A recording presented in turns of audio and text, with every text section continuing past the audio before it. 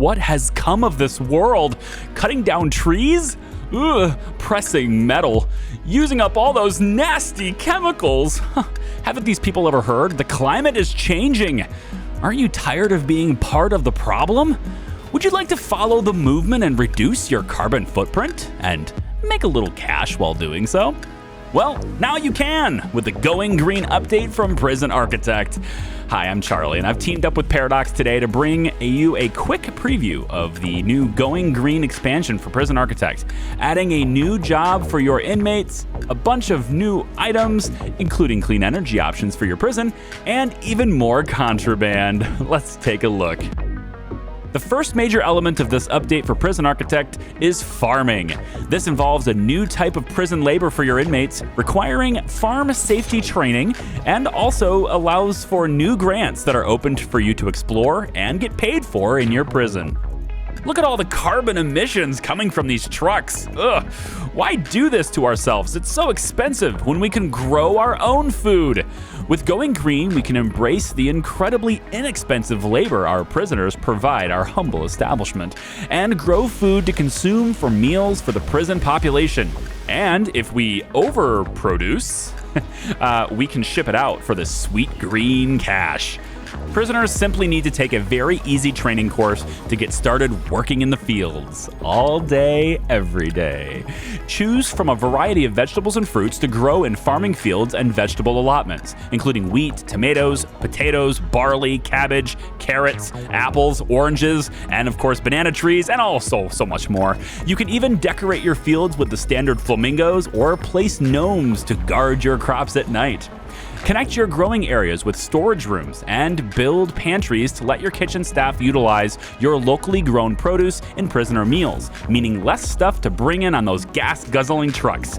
Plus, if you generate a surplus and decide not to link it to any rooms at all, you'll ship your wholly organic fruits and vegetables to local supermarkets, generating additional revenue for your prison. How cool is that?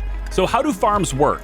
Well, first you'll select the patch of fertile land that you'd like to work with, and not every tile of land will allow farming either.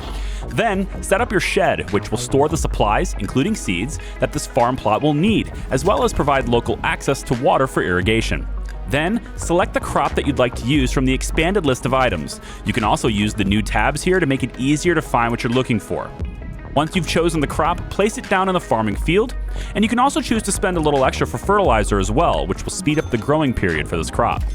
Then, your prisoners, as well as your hired farmers, will begin caring for your fields until the crop grows and ripens and is then gathered after it's ripe. Then, just like in your forestry, the crops are queued to be planted again automatically. If you'd like to have a more skeleton crew and pay less farmers, you may also choose to spend a little bit more up front and employ one of the more automated technologies in your farming investments, allowing you to pay less staff ongoing, but still produce and gather food on your own grounds. But this expansion isn't just about gathering our own food, though. It's also about gathering our own power. How can we possibly talk about going green without also talking about renewable energy? Now, in Prison Architect, there's new options for generating the power that you'll need for your prison. Solar and wind. This new power overhaul is actually pretty cool, guys. These photovoltaic panels convert a percentage of energy from the sun into power and work great on a sunny day. But they'll have lower performance when it's overcast or during a storm, which is why wind power exists too. These turbines will perform really well during the periods where solar is less effective, including at night. You can even use a combo unit, which costs a bit more and takes up a bit more space, but you'll have the best of both worlds. That energy is then sent through a transformer, which regulates the voltage from your input for up to 5,000 units of power distributed to your prison. By comparison, the previous power station can only handle 850 units, and that's when it's maxed out. Worried about the instability of renewable energy sources? That's okay. That's what batteries are for. Store some of that excess power generation for use later when the conditions just aren't quite right to support your power needs. It's a much better system. Plus, in addition to the increased capacity with renewable energy, you can now finally become a provider of energy instead of just a consumer.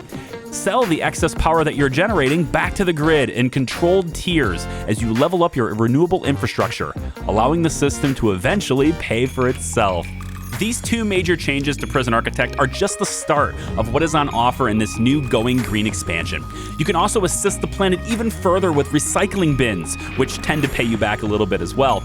Get with the times, ditch those smelly fossil fuels, and become an organic and free from the grid producer of your own destiny by going green in Prison Architect. I'd like to thank Paradox again for sponsoring this video, and I'd like to thank you for watching. If you've got any questions or feedback on these new features or the future of Prison Architect, please be sure to express them in the comments down below. And of course, leave a review on Steam. Have a happier, greener day. Bye-bye.